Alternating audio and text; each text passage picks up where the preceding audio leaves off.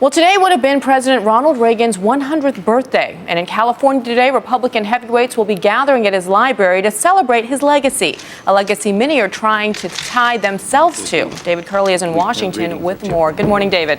Good morning, Bianna. Jets from the Ronald Reagan aircraft carrier will be flying over the site of his presidential library today as Nancy Reagan lays a wreath.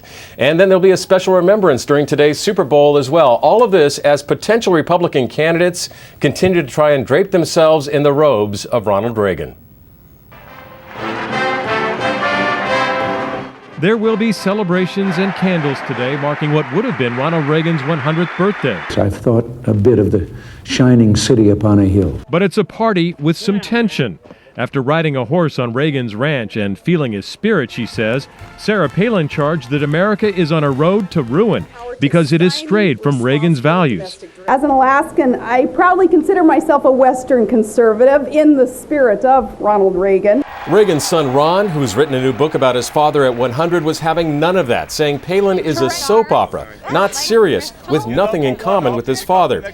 He even tried to channel his father when he was asked by Bianca Golden-Riga what the former president would think of Palin. He would say that, well, she seems like a nice young woman, and perhaps in years to come, with a little more seasoning, she might want to consider running for high office. A little more seasoning. Yeah, or maybe even a lot more.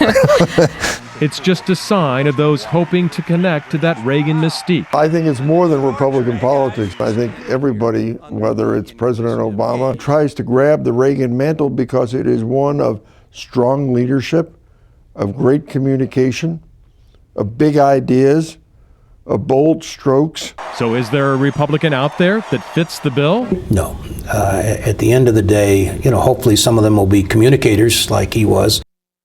But that doesn't mean they won't try. The campaign season just around the corner. And the one name you're going to hear a lot, Bianna, during that campaign, Ronald Reagan. That's right. And David, it is quite fascinating that even 22 years after leaving office, Reagan continues to be one of the biggest influences on many of today's Republican leaders. Just take a look at how many times they reference him. In Mitt Romney's new book, he references him 11 times. Tim Pawlenty, 24 times. Sarah Palin's America by Heart, 33 Reagan mentions. And Palin, of course, going rogue, has one more, 34 references. Is this something we're going to see more of going forward? Absolutely, because Ronald Reagan redefined the Republican Party. He's become an icon of the party, and everybody wants to be part of that. So you're going to hear his name quite a bit as we go toward 2012. All right, David, thank you.